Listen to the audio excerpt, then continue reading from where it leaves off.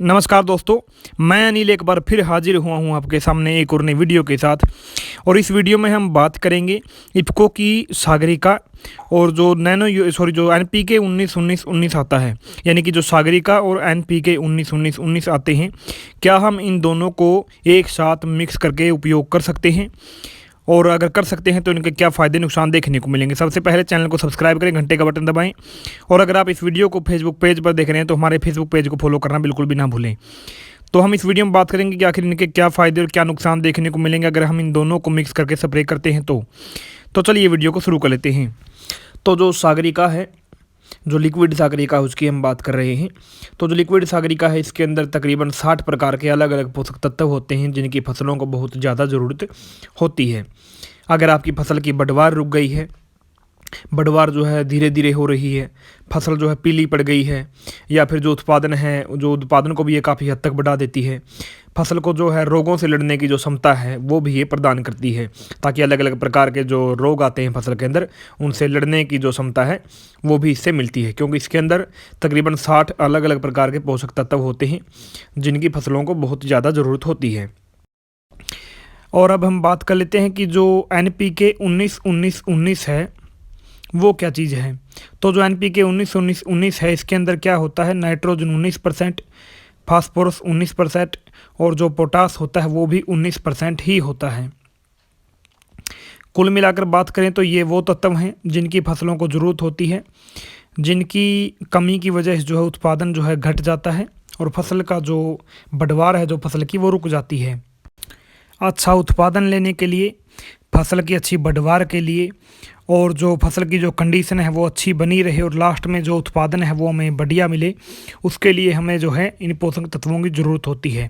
वैसे और भी कई प्रकार के ऐसे ही पोषक तत्व होते हैं जिनकी फसलों को ज़रूरत होती है।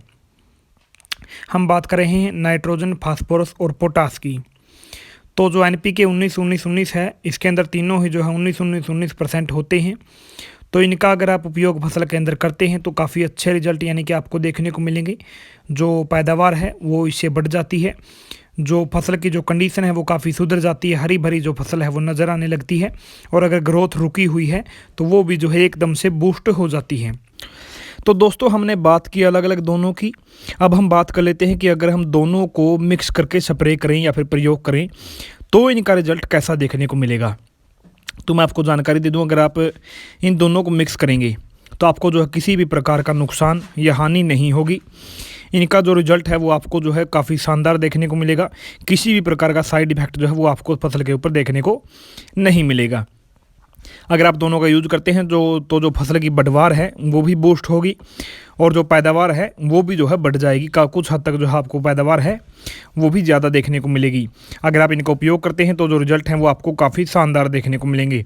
तो अब हम बात कर लेते हैं दोनों की डोज की, कि अगर हम इन दोनों को मिक्स करके यूज करना चाहें, प्रयोग करना चाहें, स्प्रे करना चाहें तो इनकी डोज क्या रहेगी।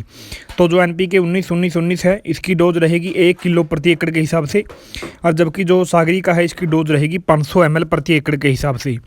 इनकी जो सेम ही डोज रहती है, या तो आप दोनों को मिक्स करो या फिर दोनों को अलग अलग प्रयोग करो तो भी इनकी डोज इतनी ही रहेगी, और मिक्स करेंगे तो भी डोज जो है सेम ही रहेगी, यानी कि 500 ml सागरिका, NPK 19-19-19 1 किलो, दोनों को जो है मिला करके 200 लीटर पानी के साथ आपको जो है फसल के अंदर स्प्रे कर देना है।